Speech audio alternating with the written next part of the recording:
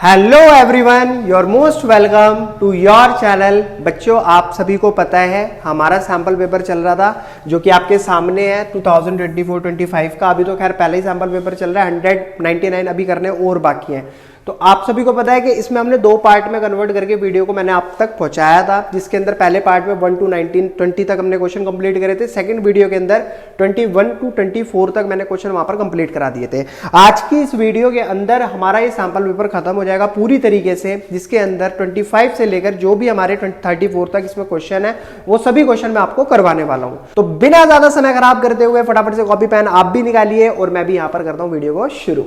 तो बच्चों, आज का सबसे पहला क्वेश्चन सैंपल पेपर का क्वेश्चन नंबर 25, 3 पार्टनर्स क्वेश्चन में बताए हैं जिनका प्रॉफिट शेयरिंग रेशियो हमें गिवन है 2 to 1। इनकी बैलेंस शीट हमारे सामने है। बैलेंस शीट के अंदर मुझे सिर्फ एक ही चीज दिखाई दे रही है सर, रिजर्व, जो कि हमें क्या करना होगा तीनों पार्टनर्स के बीच में डिस्ट्रीब्यूट। बट हुआ क्या है पहले ये देख लेते हैं। इस फॉर्म के अंदर 30 सितंबर को पम्मी की हो गई है डेथ।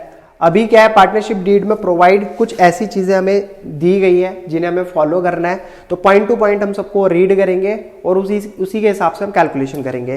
तो सबसे पहला पॉइंट जो कि हमें गिवन है क्वेश्चन के अंदर, deceased partner will be entitled to his share of profit up to the date of death calculated on the basis of previous year profit.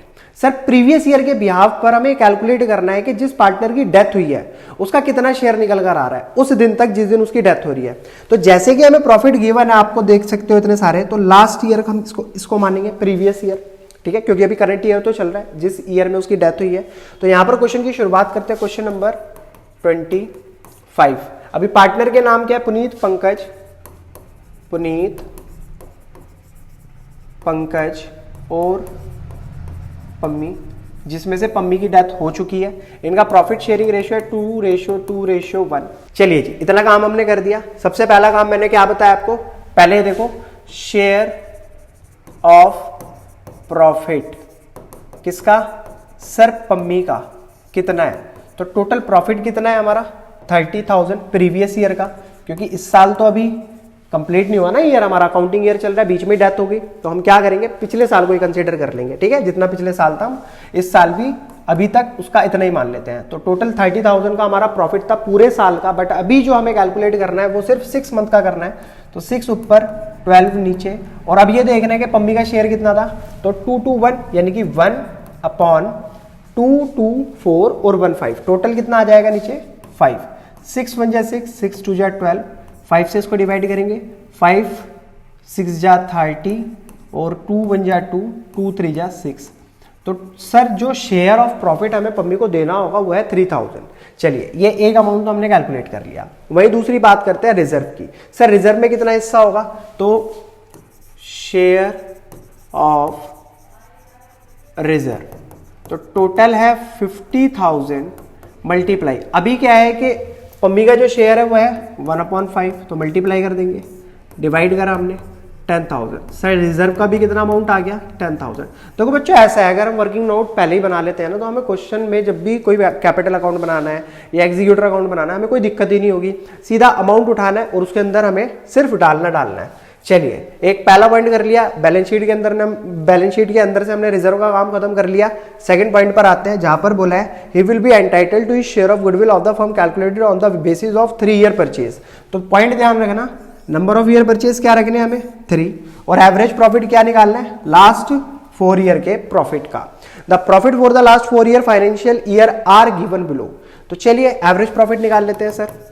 Average profit is equals to, तो पिछले 4 सालों का profit कितना है? 80 50 40, 80,000, 50,000, 40,000, 30,000। तो ये हो गया हमारे पिछले 4 सालों का प्रॉफिट। एवरेज निकालने के लिए मुझे 4 से इसको डिवाइड करना पड़ेगा, क्योंकि भाई 4 सालों का एवरेज निकालने तो 4 से डिवाइड करना पड़ेगा। अब सबको ऐड करेंगे तो कितना आएगा? 2 लाख। डिवाइड करेंगे 4 से तो कितना आ गया? 50,000। तो बच्चों जी, यहां पर एवरेज प्रॉफिट कैलकुलेट करने के बाद सबसे पहले हमें कैलकुलेट करनी होगी गुडविल। तो गुडविल इज इक्वल्स टू जो भी हमारा एवरेज प्रॉफिट आया है वो average profit multiply number of year purchase. तो एवरेज प्रॉफिट है 50,000, नंबर ऑफ ईयर परचेज अभी मैंने आपको मार्क कराया था, कहां पर था? ये रहा, 3 लिखा हुआ है, तो मल्टीप्लाई बाई 3। तो कितना हो गया टोटल? 1.5 लाख रुपए। तो क्या ये सारा का सारा अमाउंट पम्मी को दे दे? नहीं, जो उसका शेयर है हम तो उस हिसाब से देंगे। तो Pammi share of goodwill is equals to 1.5 lakh multiply, अब क्या आ रहा है इसका, देखो आप देखो 2 to 1, यानी कि 1 किसका है? पम्मी का। तो इट मीन्स 1/5, 5 से इसको डिवाइड करेंगे, कितना आ गया? 30,000 रुपीज। चलिए जी, यहां तक आपको सारी बातें समझ आ गई होंगी। अगर यहां तक बात समझ आ गई तो बस उसके बाद कुछ बचा ही नहीं है। अब मतलब छोटा सा लॉजिक है जो आपको लगाना है। मतलब जो भी नया पार्टनर है वो एग्जिस्टिंग पार्टनर के लिए क्या लाया करता था? Premium for goodwill. अभी वो ला रहा है तो ये दोनों पार्टनर ले रहे हैं एग्जिस्टिंग वाले। जब ये जा रहा है यानी कि इसकी डेथ हो गई है या रिटायरमेंट हो गई है, तो इसको देगा कौन? देंगे भी ये दोनों। तो चलिए देखते हैं इन दोनों के हिस्से में कितना कितना हिस्सा आता है इसको देने के लिए। ठीक है, तो 30,000 मल्टीप्लाई, पहले देखते हैं पुनीत का। अभी ये गया तो इसका शेयर खत्म, बचा क्या? 2:2। सिंपल तरीका बता रहा हूं कैलकुलेट करने का। तो जब आप इसको रिड्यूस करोगे तो 1:1 आ जाएगा। अब 1/2 करोगे, इसका 1/2 करोगे तो कितना अमाउंट आया? 15,000 रुपए। तो इसका मतलब 15,000 ये ला कर देगा और 15,000 ही ये ला कर देगा। तो इसका मतलब हमने यहां पर क्या कैलकुलेट कर लिया? शेयर ऑफ गुडविल जो दोनों पार्टनर्स देने वाले हैं। लास्ट पॉइंट एक छोटा सा रह गया, इसको और देख लेते हैं। ड्राइंग करिए, पार्टनर ने 10,000 रुपए, मैं इसी को मार्क कर लेता हूं। जब पार्टनर कैपिटल अकाउंट बनाएंगे तो 10,000 रुपए वहां डाल देंगे, दिखा देंगे। इंटरेस्ट ऑन कैपिटल कितना दिया जाना है? 12% पर एनम के हिसाब से। हाँ, ये कैलकुलेट कर लेते हैं। ये एक लास्ट पॉइंट रह रहा है हमारा कैलकुलेट करने वाला। इंटरेस्ट ऑन कैपिटल 12% के हिसाब से कैलकुलेट करनी है। तो टोटल अभी इसकी कैपिटल है 40,000। तो 40,000 का 12% देखते हैं, 40,000 इंटू 12% अपॉन में 100, 6 महीने के लिए। तो 12 से 12 कैंसिल, 0 से 0 कैंसिल, 6 चौक कितना होता है? 24। तो 2400 हमारी क्या आ गई यहाँ पर? Interest on capital. ठीक है, और उसके बाद क्या है? 15,400 रुपए दिए। चलो ये सारी बातें बाद की है। 12% इंटरेस्ट के साथ उसको 4 एनुअल इक्वल इंस्टॉलमेंट में अमाउंट पे करना है, वो कर देंगे, उसकी कोई दिक्कत नहीं है। सबसे पहले मैं फॉर्मेट बना लेता हूं। चलिए बच्चों जी, हमारा हो चुका है पार्टनर कैपिटल अकाउंट बनकर बिल्कुल तैयार। यहां पर देखो क्या है, अब फाइनल अकाउंट तो बन नहीं रहे, सिर्फ डेथ किसकी हुई है? पम्मी की, और उसका एग्जीक्यूटर आने वाला है पैसा मांगने के लिए, तो हमें उसी के कैपिटल अकाउंट बनाना पड़ेगा। इस पॉइंट का आपको ध्यान रखना है। ठीक है, अब चलते हैं कैपिटल देखते हैं इसकी कितनी देर की। पम्मी की कैपिटल है 40,000 रुपए। तो आपको किस तरीके से डालनी होगी? बाई बैलेंस शीट 40,000 रुपए हमने कैपिटल डाल दी। कैपिटल जो इसको मतलब इसकी देनी थी, जो इसने लगा रखी थी फर्म के अंदर। उसके अलावा इसको हमें क्या देना पड़ेगा? सर रिजर्व का अमाउंट देना पड़ेगा। कितना आया था? 10,000 रुपए। मुझे याद है, बाकी मैं आपको दिखा देता हूँ। 10,000 आया था, देखिए ये रहा रिजर्व का अमाउंट। क्लियर है? तो ये मैंने 10,000 यहाँ डाल दिया। इसके अलावा हमने और क्या करा था? इंटरेस्ट ऑन कैपिटल कैलकुलेट करी थी by interest on capital account. कितने रुपए करी थी? 2400। आपको याद होगा, देखो इंटरेस्ट ऑन कैपिटल आई थी 24, तो 2400 हमें यहाँ एज इट इज डाल देनी है। इसके अलावा क्या देना था? दोनों पार्टनर्स की कैपिटल को कम करा जाना था, क्योंकि ये जा रहा है तो पीएफजी वाला हमने जो अमाउंट कैलकुलेट करा था ना, वो इसको दिया जाएगा दोनों पार्टनर के द्वारा। तो कौन कौन? Puneet capital by Pankaj capital. कितना कितना अमाउंट आया था बच्चों? दोनों के हिस्से में 15,000 रुपए। तो दोनों देंगे 15,000, ये 15,000 ये पे करेगा। अब इससे लेना क्या है? इसने ड्राइंग करी थी, आपको याद होगा 10,000 रुपए। कहाँ करी थी? ये रही, मैंने मार्क करवाया था आपको 10,000 रुपए की ड्राइंग। तो यहां पर लिख देते हैं टू ड्राइंग 10,000 रुपीज। अब इसके अलावा और कोई अमाउंट, और कोई चीज? अभी एक पॉइंट मिसिंग है जो आपको याद आया होगा, मेरे को याद आ गया। हमने शेयर ऑफ प्रॉफिट भी तो कैलकुलेट करा था, वो भी तो देकर भेजेंगे इसको, उसके बिना थोड़ी चला जाएगा। कहां गया? Share of profit Pammi. कितना आया था बच्चों इसका शेयर ऑफ प्रॉफिट? लगभग 3,000 रुपए। तो ये शेयर ऑफ प्रॉफिट भी हमें इसको देना पड़ेगा इसके कैपिटल अकाउंट में। चलिए ये भी इसको दे देते हैं। तो बाई प्रॉफिट एंड लॉस, इसको सस्पेंस में लिख देना, सस्पेंस अकाउंट। ठीक है, कितने रुपए? 3,000। अभी करते हैं इसका टोटल करके देखते हैं क्या आता है। 40 10 50, 50 और 15 15 30, 50 और 30 होता है 80,000, 80 और 3 कितना हो गया? 83 और 2 85, 85,400, यानी कि 85,400, 85,400 में से 10,000 को अगर हम माइनस करेंगे तो बचेगा कितना, 75,400। और इसको किस नाम से दिखाया जाएगा, टू पम्मीज एग्जीक्यूटर अकाउंट, क्योंकि ये क्या होगा, अब एग्जीक्यूटर आएगा और इस पैसे को लेकर जाएगा अपने साथ। क्लियर है बच्चों, यहां तक आपको पार्टनर कैपिटल की सारी बातें समझ आई होगी। कितना सिंपल था, बस पॉइंट को मार्क करा, कैलकुलेट करा, उठाया और इसको जिस अकाउंट में यानी कि कैपिटल अकाउंट में आना था तो कैपिटल अकाउंट में डाल दिया। अब चलते हैं आगे की तरफ। बच्चों जी आपके सामने हमारा रेडी है पम्मी एग्जीक्यूटर अकाउंट। मैंने फॉर्मेट बना लिया है जिससे कि हमारा समय ज्यादा खराब ना हो, और सीधा करते हैं क्वेश्चन की पोस्टिंग को शुरू। 2017-18 की कहानी है तो दिखाना पड़ेगा 2017-18 यहां और 17-18 ही यहां पर। तो सर सबसे पहले हम इसके अंदर क्या डालते हैं, हमें क्या दिखाना पड़ता है, तो बच्चों हमें करना पड़ेगा इस वाले अकाउंट से जो भी इसका अमाउंट है पम्मी के एग्जीक्यूटर को, मतलब जो दिया जाना है, इसको कैरी फॉरवर्ड। यहां पर कौन सी साइड है, डेबिट साइड, एग्जीक्यूटर अकाउंट में जाएगा ये क्रेडिट साइड। सिंपल सा है, आप इसको आराम से कर सकते हो। किस नाम से आएगा, अच्छा ये पोस्टिंग हमारी कब हो रही है, 30 सितंबर 2017 बाई पम्मीज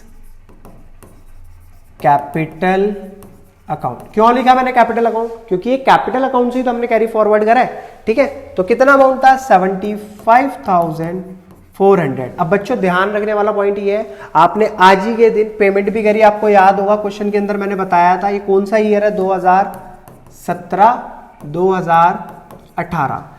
पेमेंट हुई इस डेट को 30 सितंबर 2017 को। कितने रुपए, 15,400 की पेमेंट हमने इमीडिएटली कर दी। टोटल पेमेंट देनी कितनी थी, 75,400 की, माइनस करेंगे 15,400 को तो कितना अमाउंट आ जाएगा, 60,000। इस 60,000 को हमने 4 इंस्टॉलमेंट में डिवाइड कर दिया, यानी कि हर एक साल के बाद हम उसको एक इंस्टॉलमेंट देंगे।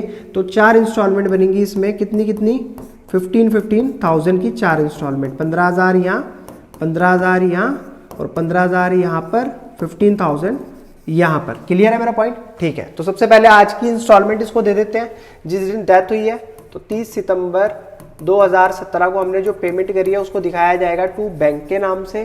कितने रुपए, 15,400। ठीक है, अभी क्या हुआ, 15,400 देने के बाद यहां पर कितना बैलेंस बचा, 60,000। अभी मुझे क्या करना पड़ेगा, इस ईयर के एंड तक, यानी कि 6 मंथ होते हैं, 6 मंथ का कैलकुलेट करना पड़ेगा, जो इंटरेस्ट हमें बताया गया था क्वेश्चन के अंदर, और उसे यहां पर दिखाना पड़ेगा।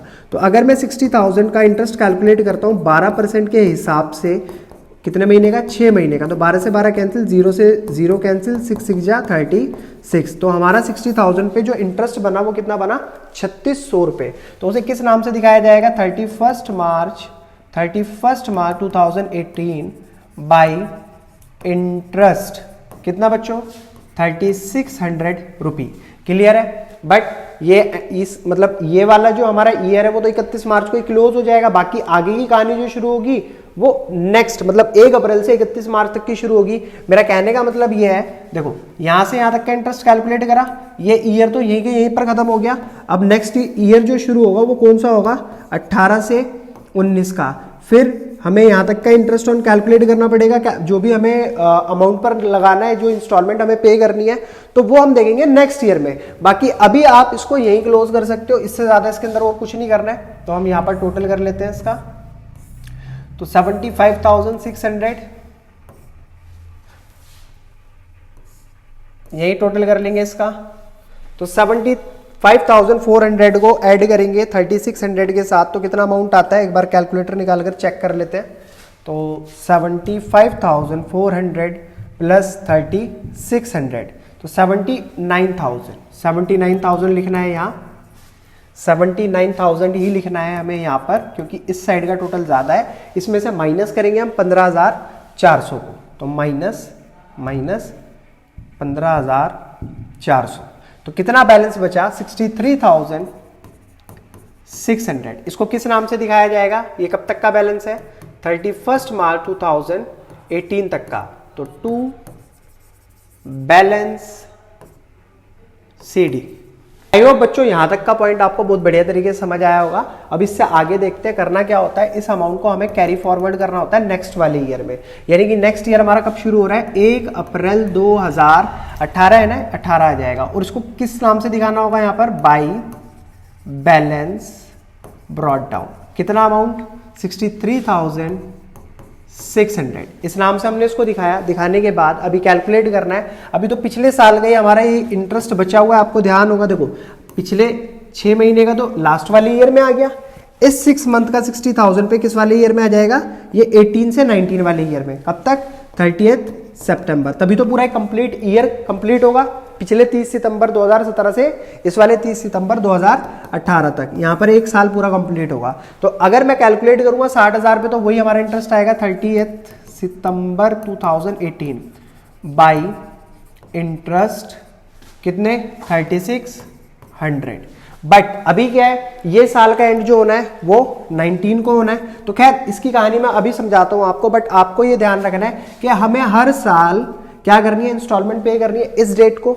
तो इंटरेस्ट तो मैंने निकाल दिया इस डेट तक का, आज के दिन मैं पेमेंट भी कर रहा हूं, एक इंस्टॉलमेंट भी दे रहा हूं, तो वो दे देते हैं 30 सितंबर 2018 टू बैंक के नाम से। मैंने क्या करा, 15,000 की इंस्टॉलमेंट प्लस इंटरेस्ट, 12% इंटरेस्ट की भी बात हुई थी, 3600 ये वाला और 3600 ये वाला जो इस साल में आया। इसको टोटल करेंगे, कितना हमने पे करा है, तो 15,000 प्लस 3600 प्लस 3600 22,200 टोटल इंटरेस्ट के साथ मैंने इंस्टॉलमेंट पे कर दी। अब कहानी बची है सर इस साल के एंड तक 31 मार्च 2019 तक का भी तो इंटरेस्ट कैलकुलेट करना होगा हमें। अभी जो नया साल शुरू हो गया, चलिए इसको करते हैं। इसको करने के लिए सबसे पहली चीज 60,000 हमारा टोटल अमाउंट था, जिसमें से हमने आज फर्स्ट इंस्टॉलमेंट दी 15,000 की। इंटरेस्ट हटा दो, उसका कोई लेना देना नहीं है, ठीक है। पहली इंस्टॉलमेंट पे करी, कितना बचा, 45,000। अब 45,000 का अगर मैं 12% कैलकुलेट करता हूँ, डिवाइडेड बाई 100 और मल्टीप्लाई बाई 6 डिवाइडेड बाई 12, तो कितना आता है, 2700। तो 31 मार्च 2019 बाई इंटरेस्ट, ठीक है, 2700। यहां पर इसको क्लोज कर देंगे, ऐड करेंगे, इधर लेकर आएंगे, कितना आता है देखते हैं अभी। तो 63,600 63,600 प्लस 3600 प्लस 2700, तो कितना है 69,900। यही सेम अमाउंट हमें यहां पर भी लिखना होता है, 69,900 माइनस करा जाएगा 22,200 को, माइनस 22,200, तो कितना आया 47,700 47,700 इंस्टॉलमेंट पे करने के बाद। अब ये बचा हुआ बैलेंस हमें दिखाना होगा यहाँ पर 31 मार्च 2019 का टू बैलेंस सीडी। अब करना क्या है, एक इंस्टॉलमेंट पे हुई, इसको नेक्स्ट कैरी फॉरवर्ड करेंगे अगले साल में। तो यहां कैरी फॉरवर्ड करते हैं इसको 1 अप्रैल 2019 के नाम से, और दिखाया जाएगा बाई बैलेंस ब्रॉट डाउन और 47,700 ये हमारा बैलेंस हमने नेक्स्ट ईयर में ट्रांसफर कर दिया। अभी क्या होगा कि इस वाले इंटरेस्ट का पूरा साल का थोड़ी निकला है, 6 महीने का निकला होता।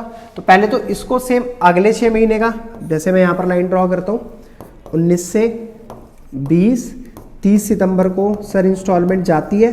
तो अब ये वाला तो हमने 6 महीने का यहां तक कैलकुलेट करके लिख दिया, बट अभी जो बचे हुए 6 मंथ हैं जो नेक्स्ट ईयर में आ रहे हैं, उसका भी तो कैलकुलेट करना पड़ेगा। तो जब आप उसको 45,000 पर कैलकुलेट करोगे तो उसका अमाउंट भी 2700 ही आएगा। तो 30 सितंबर 2019 में इसको मेरे को दिखाना पड़ेगा बाई इंटरेस्ट के नाम से, और कितना है 2700। क्लियर है। आज के दिन मेरे को पेमेंट भी करनी होती है, ठीक है। 30 सितंबर 2019 किस नाम से करनी होती है, टू बैंक के नाम से। अच्छा, 15,000 की तो इंस्टॉलमेंट है जो कि मैंने आपको पहले ही बता रखी है। 15,000 की हमारी इंस्टॉलमेंट जाती है, सेकंड वाली जा रही है, पहली वाली तो हमारी जा चुकी है, इसको काट दो। सेकंड वाली जा रही है अभी, सेकंड वाली में प्लस उसका इंटरेस्ट भी। तो आधा इंटरेस्ट तो पिछले साल था 2700 हमने कैलकुलेट करके लिखा, और आधा इस साल 2700, तो पूरे एक साल का इंटरेस्ट भी हो गया यहाँ पर। 15,000 प्लस 2700, 15,000 15,000 प्लस 2700 प्लस 2700 तो कितना हो गया 20,400 की पेमेंट इस बारी हमने करी। तो 20,400 की करी हमने पेमेंट पम्मी के एग्जीक्यूटर को। क्लियर है बच्चों? जैसी पेमेंट करी अब मुझे क्या करना होगा, बचे हुए जो भी टाइम है उसका 6 मंथ का इंटरेस्ट कैलकुलेट करना होगा। जब मैंने दोबारा से 45,000 मतलब 45,000 में से और 15,000 की इंस्टॉलमेंट पे कर दी तो अब कितना अमाउंट बचा 15 30। तो जो अब इंटरेस्ट कैलकुलेट होगा वो 30,000 पर होगा। 30,000 multiply by 12% divided by 100, 6 month का है तो मल्टीप्लाई बाई 6 डिवाइडेड बाई 12, 1800 रुपये आएगा यहाँ पर 31 मार्च 2020 को। तो बाई इंटरेस्ट कितने रुपए 1800 रुपये। अब करेंगे इसको टोटल करने के बाद फाइनली देखते हैं क्या बैलेंस बचता है। चलिए जी देखते हैं इसको भी। 47,700 प्लस 2700 प्लस 1800 52,200 52,200। इसको यहाँ पर लेकर आएंगे क्योंकि उस साइड का टोटल ज़्यादा है। 52,200 इसमें से माइनस करेंगे 20,400 को, माइनस 20,400 तो माइनस करने के बाद आया 31,800 31,800। क्लियर है बच्चों? यहाँ तक सारी बातें आपको आई होप समझ आ रही होंगी। इसको दिखाया जाता है 31 मार्च 2020 बाई 2 बैलेंस सीडी के नाम से। फिर दोबारा से इसको कैरी फॉरवर्ड करा जाएगा नेक्स्ट वाले ईयर में। तो इसको जब हम नेक्स्ट ईयर में कैरी फॉरवर्ड करेंगे अप्रैल 2020 के नाम से आ गया। क्या दिखाना पड़ेगा बाई बैलेंस ब्रॉट डाउन। कितना अमाउंट है 31,800। अभी इस 31,800 में मुझे यहाँ पर दिखाना पड़ेगा 30 सितंबर तक का इंटरेस्ट। देखो 31 मार्च तक का तो यहाँ आया था 1800, फिर 30 सितंबर तक का उसी अमाउंट पर कैलकुलेट करेंगे तो कितना आएगा बाई इंटरेस्ट 1800। ठीक है जी, एक साल में हमने 1800 का तो यहाँ तक दिखा दिया। ठीक है, यहाँ से यहाँ तक का ये कौन सा था 20 से 21 वाला ईयर 1800 का इंटरेस्ट यहाँ दिखा दिया। अभी बचा हुआ है उसको कैलकुलेट करना है, बट उससे पहले हम पेमेंट कर देते हैं यहाँ पर। तो पेमेंट करने के लिए किस डेट को पेमेंट होती है 30 सितंबर 2020 को। किस नाम से टू बैंक के नाम से। 15,000 की पेमेंट जो इंस्टॉलमेंट हमारी बनी हुई है वो ये देख सकते हो आप। अब ये थर्ड वाली जा रही है 15,000 की इंस्टॉलमेंट प्लस इंटरेस्ट। 1800 का ये वाला जो लास्ट मंथ में था और 1800 का इस मंथ में हमने जो कैलकुलेट करा है। तो 18 प्लस 18 3600 दोनों को ऐड करेंगे 18,600 आ जाएगा। ठीक है, अब करना क्या होगा आगे का जो हमारा टाइम बचा हुआ है इस पे कितने रुपए पे इंटरेस्ट कैलकुलेट होगा 15,000 रुपए पे। सॉरी मैंने 1500 लिख दिया है। तो 15,000 मल्टीप्लाई 12% डिवाइडेड बाई 6 और डिवाइडेड बाई 12 900। तो अब की बार जो इंटरेस्ट आया 31 मार्च 2021 का बाई इंटरेस्ट अकाउंट वो कितना है 900। टोटल करेंगे इसको। टोटल करने पर देखो 31,800 प्लस 1800 प्लस 900 कितना हो गया 34,500। ऐसे इसको यहां पर लेकर आएंगे 34,500 माइनस करेंगे 18,600 को 18,600 को तो बचा कितना 15,900 रुपए। बच्चों 3 इंस्टॉलमेंट तो मैंने पे करके दिखा दी। ठीक है, 3 किस्तें मेरे थ्रू भरी गई। आप देख सकते हो तरीका यही है। हर जो भी सवाल आ जाए अगर एग्जीक्यूटर अकाउंट आपको बनाना पड़ रहा है तो आप इसी तरीके से बनाओगे। और वहां पर मजेदार बात यह है कि अगर आपको एग्जीक्यूटर अकाउंट में इंटरेस्ट वगैरह देना पड़ रहा है तो इस तरीके से आपको कैलकुलेट करना है अगर बीच में कहीं डेथ हुई है तो। और अगर simply at the end year के एंड में डेथ हुई है तो आपको सिंपल कैलकुलेट करना है। इतनी मतलब होगा तो काम यही सारा का सारा, बट वहां पर इंटरेस्ट देने का तरीका और कैलकुलेट करने का तरीका थोड़ा सा आपका चेंज हो जाएगा। तो बच्चों सिर्फ एक ईयर की इंस्टॉलमेंट मैं आपके ऊपर छोड़ता हूं, ये आप कैलकुलेट करोगे। कैलकुलेट करने के बाद मुझे कमेंट सेक्शन में बताओगे कि आपको सवाल आगे कंटिन्यू करना आया या नहीं आया। आया तो बहुत अच्छी बात है, नहीं आया तो इसको यहीं से आगे कंटिन्यू कर देंगे। 2 मिनट लगेगी, लास्ट वाली इंस्टॉलमेंट में आपको पे करके दिखा दूंगा। तो चलिए बच्चों चलते हैं फिर अपने नेक्स्ट क्वेश्चन की तरफ। अगला क्वेश्चन हमारा क्या गिवन है, क्वेश्चन रीड करेंगे और इसको भी सॉल्व करेंगे। तो क्वेश्चन नंबर 26 आपके सामने है। क्वेश्चन में बोला है सतनाम लिमिटेड परचेज करता है एक बिल्डिंग, प्लांट, फर्नीचर किससे? गुरनाम लिमिटेड से।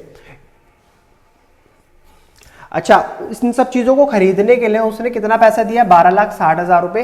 किसको? सतनाम लिमिटेड को। Paid the purchase consideration bye issuing 10% debenture.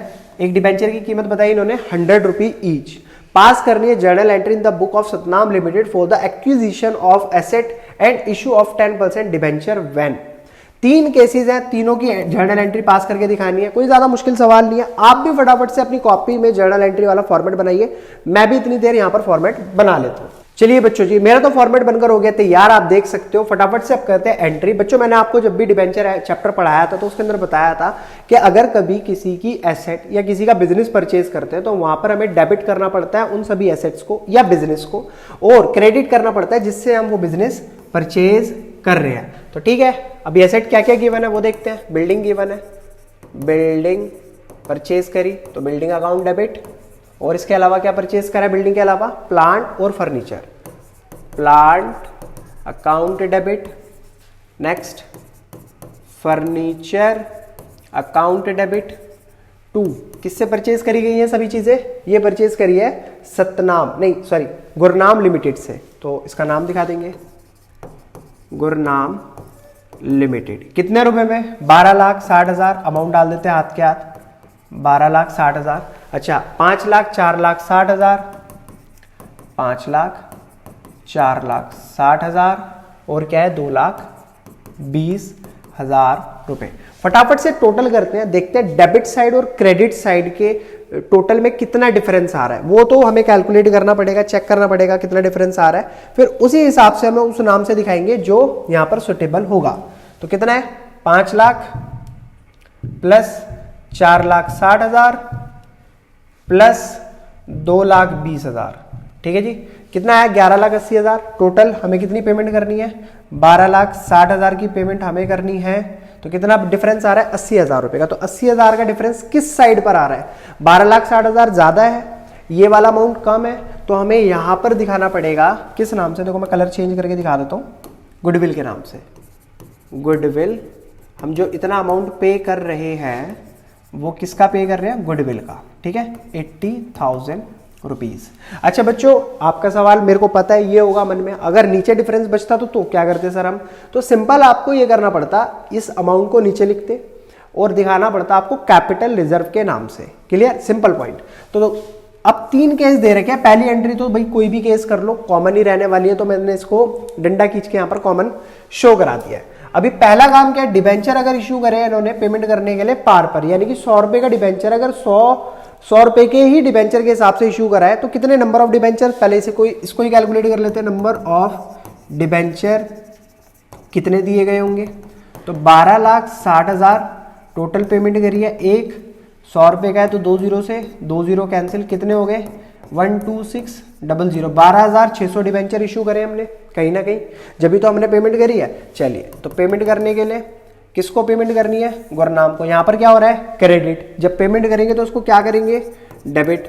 तो Gurnam limited debit to 10% debenture account, और यहां भी 12,60,000 और यहां पर भी 12,60,000। चलिए जी, पहला काम पूरी तरीके से खत्म, पहला केस खत्म, इसको काट दो। दूसरे केस पर आते हैं। अब की बार क्या हुआ है बच्चों?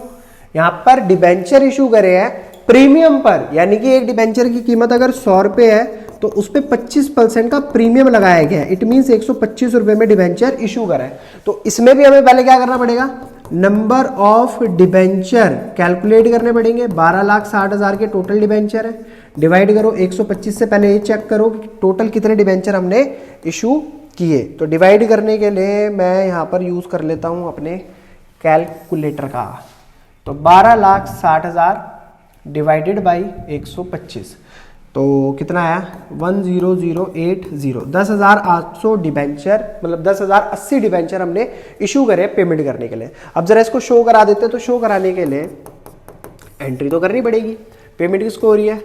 गुरनाम लिमिटेड डेबिट टू, किसके थ्रू हो रही है? 10% डिबेंचर अकाउंट 2, क्या उस पर प्रीमियम भी है, तो सिक्योरिटी प्रीमियम अकाउंट। ठीक है जी, अभी कितना प्रीमियम लगा है वो चेक कर लेते हैं, देखते हैं।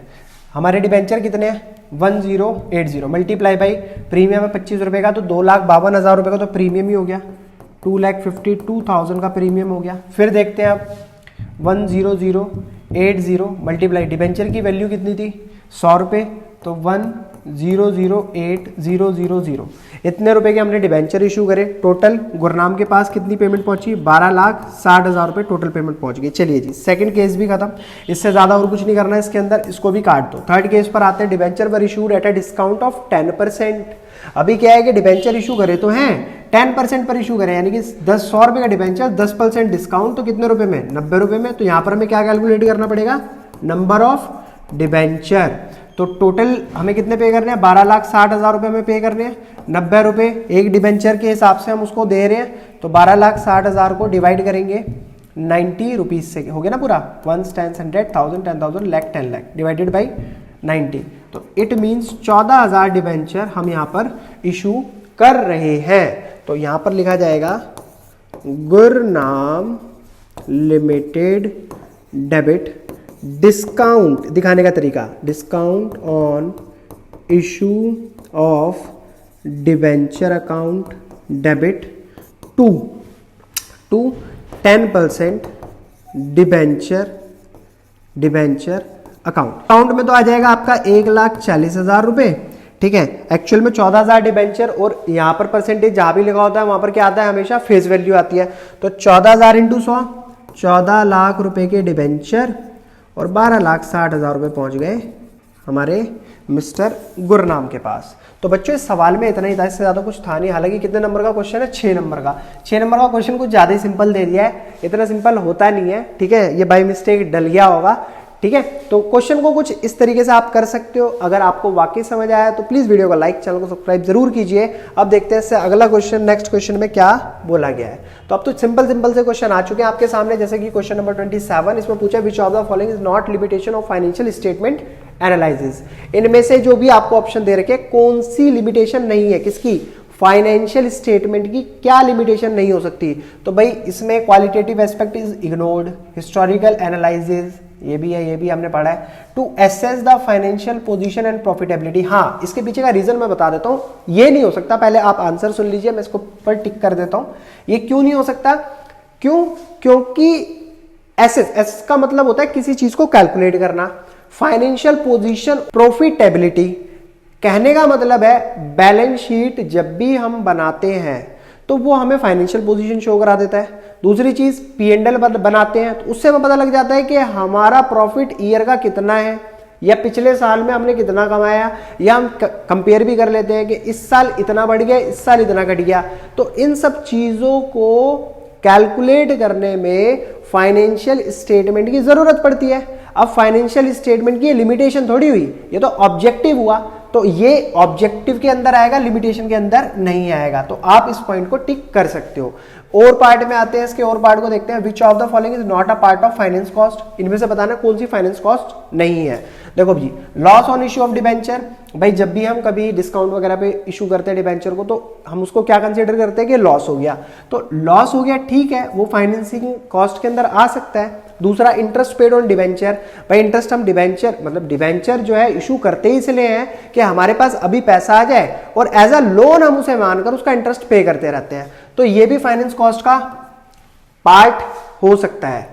बैंक चार्जेस, भाई देखो बैंक, अब एक बात बताओ, बैंक तो हर जगह चार्ज लगा देती है। आपके अकाउंट में भी कभी ना कभी बैंक ने चार्ज लगाया होगा, मेरे अकाउंट में भी बैंक ने चार्ज लगाया, तो इसका मतलब ये थोड़ी है फाइनेंस कॉस्ट का पार्ट हो गया। तो फाइनेंस कॉस्ट आपका सही ऑप्शन है, ये एकदम करेक्ट ऑप्शन है, आप इसको बोल सकते हो। फाइनेंस कॉस्ट के अंदर बैंक चार्जेस इसका पार्ट नहीं है। क्लियर है, ठीक है, आगे बढ़ने की जरूरत ही नहीं है।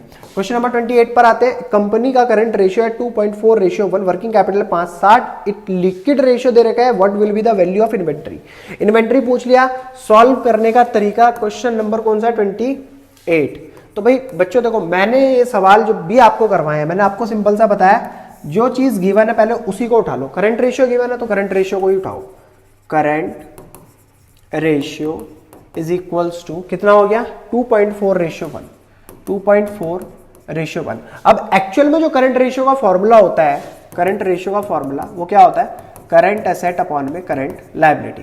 अब हमारे पास करंट रेशियो कितना है, 2.4 अपॉन में 1 is equals to current asset upon current liability. मैं करा दूंगा यहाँ पर क्रॉस मल्टीप्लाई, तो ये कितना हो जाएगा 2.4 करंट लायबिलिटी, ठीक है, is equals to current asset की 1 से मल्टीप्लाई होगी तो करंट एसेट। ये एक इक्वेशन बन गई हमारी, ठीक है, ये होगी इक्वेशन फर्स्ट।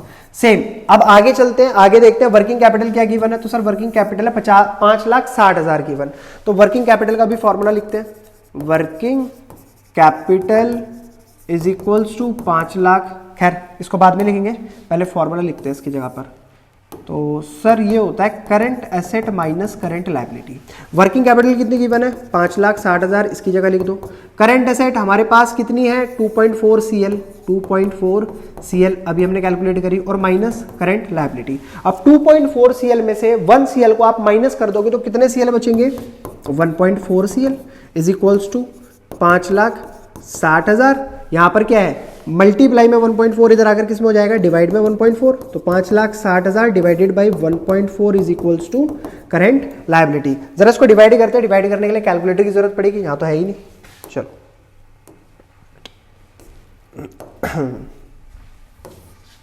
5,60,000 को डिवाइड करा जाएगा 1.4 से, तो कितना अमाउंट आ गया बच्चों, 4 lakh.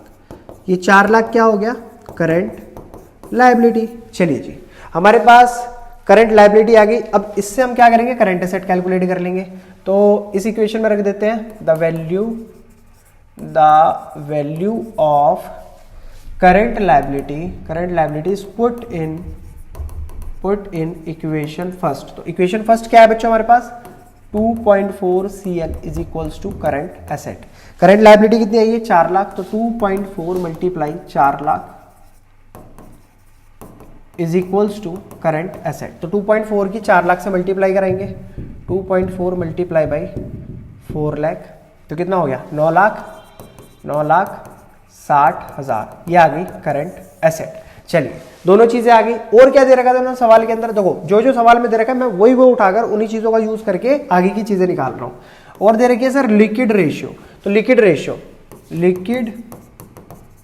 Ratio is equals to quick asset upon में करंट लायबिलिटी, ये होता है।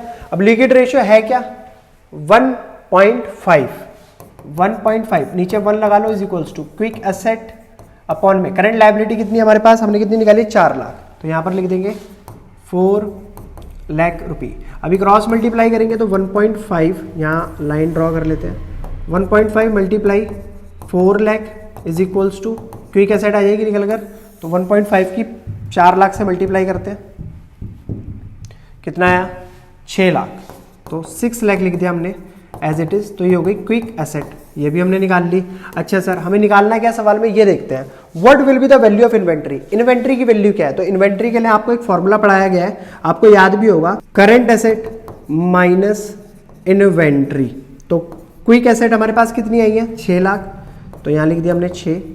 करंट एसेट हमारे पास कितनी थी, हमने निकाली थी 9,60,000 माइनस इन्वेंट्री तो हमें पता करनी है, तो माइनस की इन्वेंट्री इधर आकर किसकी हो जाएगी, प्लस की इन्वेंट्री। तो यहाँ पर लिख देते हैं positive inventory is equals to 9,60,000, और ये पॉजिटिव 6 लाख इधर आकर नेगेटिव 6 लाख, तो माइनस करने पर क्या आएगा, इन्वेंट्री इज इक्वल्स टू 3,60,000। तो इसमें कोई ऑप्शन है, हाँ ये ऑप्शन बी इज करेक्ट, 3,60,000 रुपये हमारा हो गया यहाँ पर इन्वेंट्री का अमाउंट। चलिए अब देखते हैं क्वेश्चन नंबर 29। इसमें बोला which of the following is not concern with financing activity. हम इनमें से किस ऑप्शन को फाइनेंसिंग एक्टिविटी के अंदर कंसर्न नहीं कर सकते। तो sale of non current investment कैसा हो सकता है, increase in security premium, loan taken from bank, issue of equity share. तो भाई पहला option is correct, sale of non current investment. क्यों कि जब भी हम अपनी नॉन करंट इन्वेस्टमेंट सेल करते हैं मार्केट में, तो वो हमारी कोई फाइनेंसिंग एक्टिविटी से रिलेट नहीं करता, वो तो एक इन्वेस्टिंग एक्टिविटी है। फाइनेंसिंग एक्टिविटी क्या है, जहां से हम फंड रेज करें, समझ रहे हो ना मेरी बात, फाइनेंसिंग एक्टिविटी में हम फंड रेज करते हैं, बट ये तो हमारी इन्वेस्टमेंट है, तो इन्वेस्टिंग एक्टिविटी से रिलेट करती है।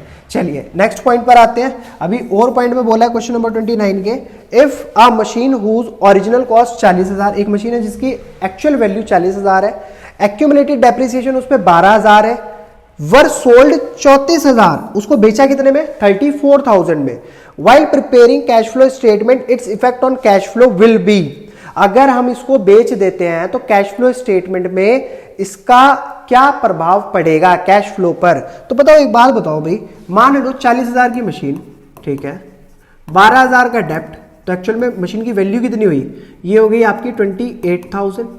अब बच्चा गलती क्या करेगा, वो कहेगा 28,000 रुपए में उसकी मशीन की कॉस्ट है, मतलब जो वैल्यू है, और इसमें बेचा है उसको 34,000 में, तो 34,000 माइनस 28,000, 6,000 का इंपैक्ट पड़ेगा, बस बच्चा यही फंस जाएगा। तो ध्यान रखो बच्चों, उन्होंने 6,000 फायदे में बेचा है, नुकसान पे बेचा है, हमें उससे मतलब नहीं है, जितने में बेचा है, कितने में बेचा है, 34,000 में, इतना कैश हमारे पास आया, आने पर जो भी हमारा असर होगा cash flow from investing activity, भाई अपनी एक इन्वेस्टमेंट ही तो थी, हमने कोई एसेट परचेज कर रखी थी, तो वो क्या हो जाएगा, 34,000 का हमारा इनफ्लो होगा उसके अंदर, कैश फ्लो में हमें यहां पर दिखाना पड़ेगा। तो मतलब A option is correct option. Clear है बच्चों।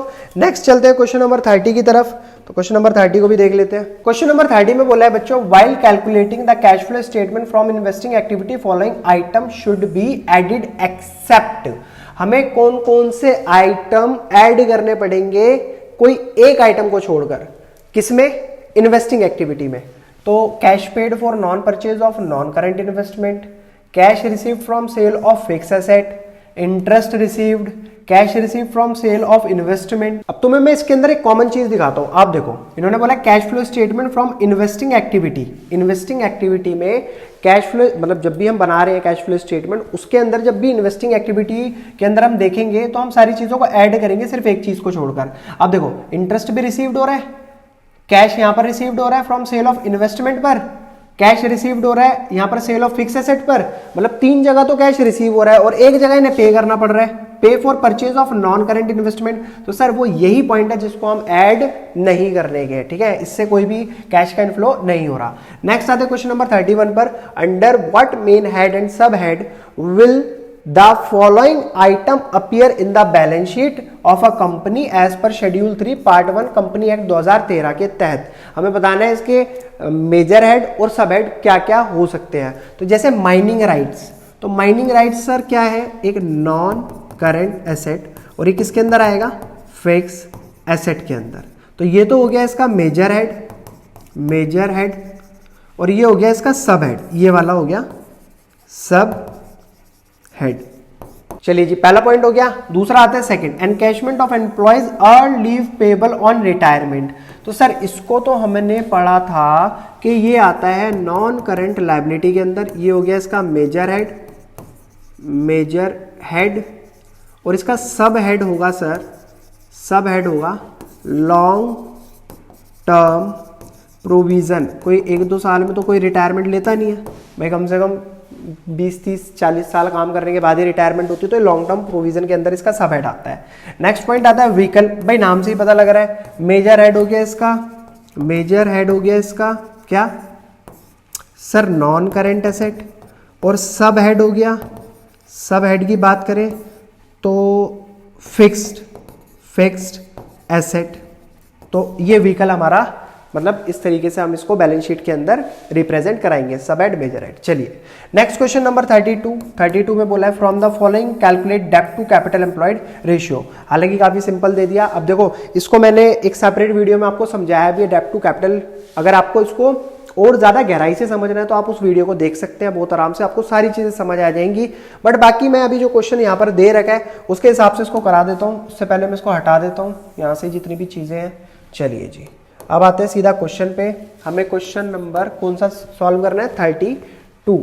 तो क्वेश्चन नंबर 32 बोला क्या है, डेब्ट टू कैपिटल एम्प्लॉयड रेशियो। अब इसकी खास बात क्या होती है सर, फॉर्मूला जो है ना इसी के अंदर से बन जाता है। पहले क्या लिखा है, डेब्ट, तो डेब्ट को लिख दो आप ऊपर। उसके बाद क्या लिखा है, कैपिटल एम्प्लॉयड रेशियो, तो उसको लिख दो आप नीचे। Capital employed.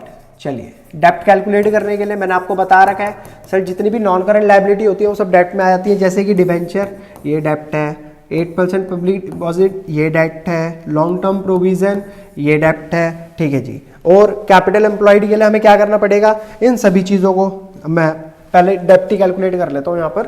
तो कितना कितना दे रखा है, 2 5 2 लाख, 5 लाख और ये हो गया 2 लाख। तो कितना आ गया, 5 और 4 9, टोटल आ गया 9 लाख। तो ये आ गया हमारा डेप्ट। कैपिटल एम्प्लॉयड के लिए हमें क्या करना होगा, capital employed is equals to जो भी शेयर होल्डर फंड है उसके अंदर ऐड करना होगा नॉन करंट लायबिलिटी को। तो आधी नॉन करंट लायबिलिटी अभी ऊपर ही देखी थी हमने, ये सब क्या है, नॉन करंट लायबिलिटी तो है। अब शेयर होल्डर फंड में आपने देखा होगा इक्विटी शेयर कैपिटल आता है 8 और रिजर्व और सरप्लस आता है 5। तो ये तो ऐड करना ही करना है। जो ऊपर आया हमारा शेयर होल्डर फंड कितना था, नहीं सॉरी नॉन करंट लायबिलिटी थी 9 लाख रुपए, वो तो हम ऐड कर ही रहे हैं। या आप सबको अलग अलग करके दिखा देना तो ज्यादा बेटर रहेगा, ठीक है। 2 5 2 8 फिर उसके बाद 8 के बाद फिर 5। तो जरा सबको ऐड करके देखते हैं क्या आता है। तो सर 2 5 7 2 9 9 और 5 14 14 और 6 कितना होता है 20 और 2 22। तो कितना हो गया टोटल 22 लाख रुपए। तो कैपिटल एम्प्लॉयड भी आ गया, डेप्ट भी आ गया, बस फॉर्मूले में पुट करना है और सॉल्व करना है। तो 9 लाख ऊपर डेप्ट की जगह पर 22 लाख नीचे। तो 5 0 से 5 0 कैंसिल, 22 से 9 को डिवाइड करेंगे तो क्या आएगा सर, कैलकुलेटर है बाहर, नहीं है तो निकाल लेते हैं।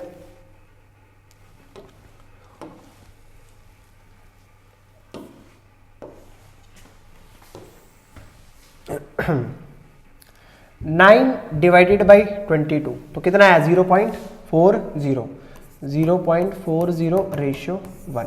तो सर ये है इसका आंसर। कितने मार्क्स का क्वेश्चन था, इजी था काफी। ये था सर 3 मार्क्स का क्वेश्चन, काफी सिंपल है क्वेश्चन। रेशियो एनालिसिस वाले क्वेश्चन तो ज्यादा मुश्किल है भी नहीं वैसे। अब आते हैं क्वेश्चन नंबर 3 की तरफ। तो क्वेश्चन नंबर 3 में क्या बोला है, from the following statement P&L of Raj limited prepare करो comparative statement of P&L for the year ended 31 March 2022। और 4 नंबर में दिया है। इतना सिंपल क्वेश्चन बताओ कौन देता, कोई नहीं देता, ठीक है। इसको थोड़ा ऊपर कर लेते हैं, बहुत देर हो गई ऐसे काम करते करते। यहाँ कर लेते हैं, पहले बनाते हैं एक फॉर्मेट बढ़िया सा। तो फॉर्मेट तो बनाना ज़रूरी है क्योंकि बिना फॉर्मेट के कोई बात बनेगी ही नहीं। चलिए जी, फॉर्मेट के अंदर हमें यहाँ कुछ चीज़ें लिखनी होंगी। अब इसका नाम क्या होता है बच्चों, comparative statement of balance sheet या comparative statement of profit and loss, ठीक है। यहाँ पर आ गया पार्टिकुलर, यहाँ आएगा नोट नंबर, यहाँ पर चलेगा 31 मार्च, क्या है इसके अंदर 2021 पहले लेना है आपको।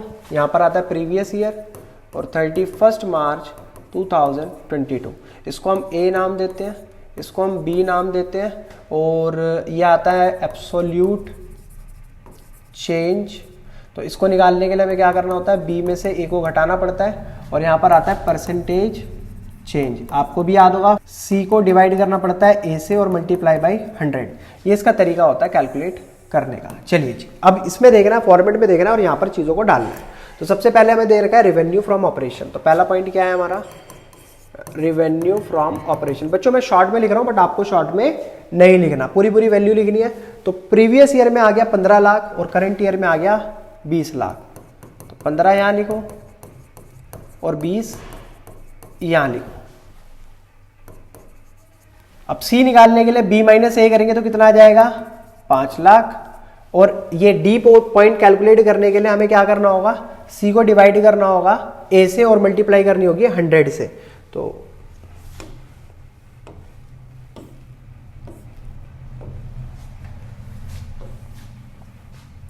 बच्चों सी है यहां पर 5 लाख, ठीक है। इसको डिवाइड किससे करेंगे, ए से, यानी कि 15 लाख। 15 लाख से डिवाइड करेंगे और मल्टीप्लाई बाई 100। तो ये कितना हो गया 33.33%। सेकंड पॉइंट आता है, देखो रिवेन्यू का तो काम हो गया। सेकंड पॉइंट आते हैं एक्सपेंडिचर। एक्सपेंस का, ठीक है जी।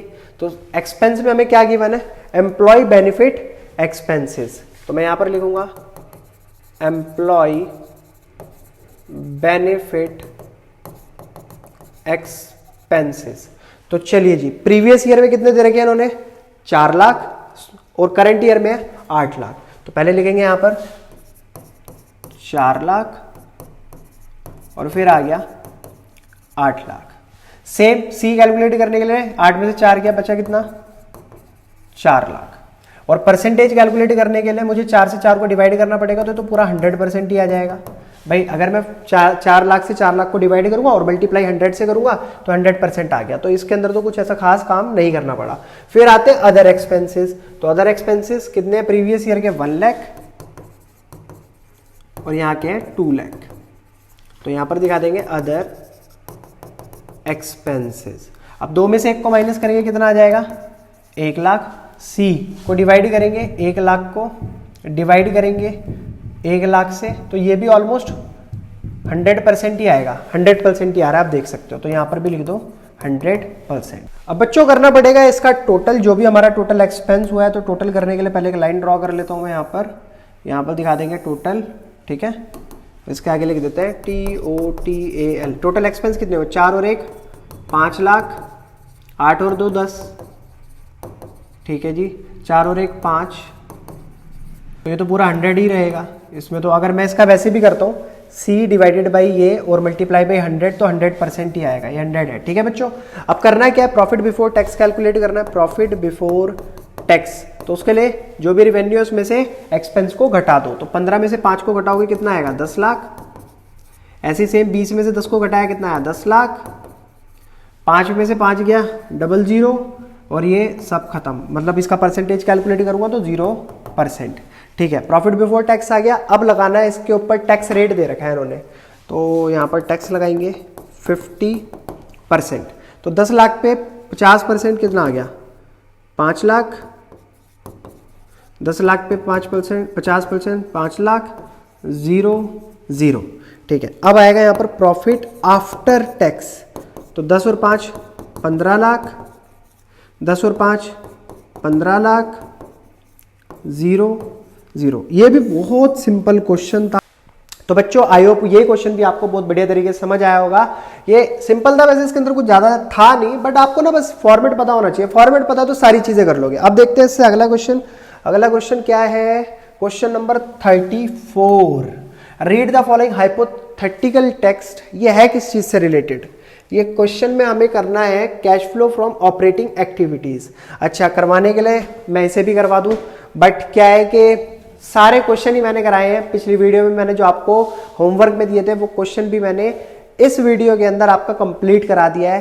तो मेरा भी मन है कि मैं आपको एक क्वेश्चन दूं, मुझे पता तो चले आप वीडियो देख रहे हैं या नहीं देख रहे हैं। तो ये आप सभी प्यारे बच्चों के लिए क्वेश्चन नंबर 34 मैंने होमवर्क में दिया है। फटाफट से वीडियो को पूरा देखो, आप कैलकुलेट करो और कमेंट सेक्शन में डालो कि सर हमारा आंसर यह है। मुझे बहुत खुशी होगी कि हाँ मेरे बच्चे मेरे साथ साथ मेहनत कर रहे हैं।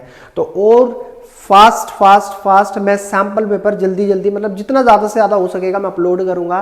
तो बच्चों ये तो थी आज की वीडियो जिसके अंदर मैंने पूरा सैंपल पेपर दी एंड करवा दिया है। अब मिलेंगे आपसे अगली नई वीडियो में एक नए सैंपल पेपर के साथ। तब तक के लिए धन्यवाद।